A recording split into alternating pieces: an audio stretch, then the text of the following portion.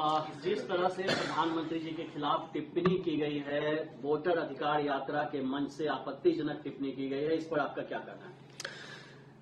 दिक्कत तो इसी बात की है ना कि जिस भाषा का ये लोग इस्तेमाल करते हैं, राजनीति में मतभेद होंगे और वो स्वाभाविक है। और भारत जैसे लोकतंत्र में जहां पे इतनी विविधताएं हैं, जहां पे इतने राजनीतिक दल हैं, हर किसी का अपना पक्ष होगा, हर किसी का अपना मत होगा। पर अगर मतभेद की परिभाषा शब्दों की मर्यादा को गिराना है तो ये कतई भारत जैसे लोकतंत्र के लिए उचित नहीं है और मैं कतई इसको स्वीकार नहीं करता हूं। मैंने हमेशा कहा है कि राजनीति में भाषा की मर्यादा का पालन करना होगा और भारतीय भाषाओं की खूबसूरती है भैया।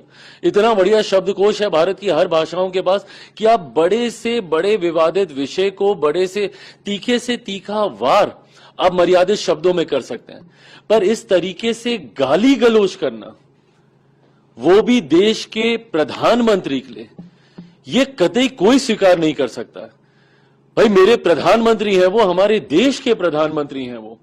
अगर आपको उनके किसी विषय को लेकर ऐतराज भी है तो आप अपने पक्ष को रखिए ना, पर मर्यादित होकर उस पक्ष को रखिए। आप हमारी नीतियों को लेकर हमें घेरने का काम कीजिए, आप हमारे कार्यों को लेकर हमें घेरने का काम कीजिए, पर यह कौन सी परंपरा की शुरुआत है कि आप गाली गलौज करेंगे? इसको कतई कहीं नहीं स्वीकार किया जा सकता।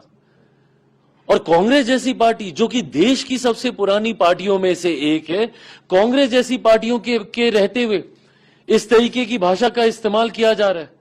और किस तरीके का गाली गलौज, मतलब ये गली में नुक्कड़ के गुंडे ऐसी भाषा का इस्तेमाल नहीं करते।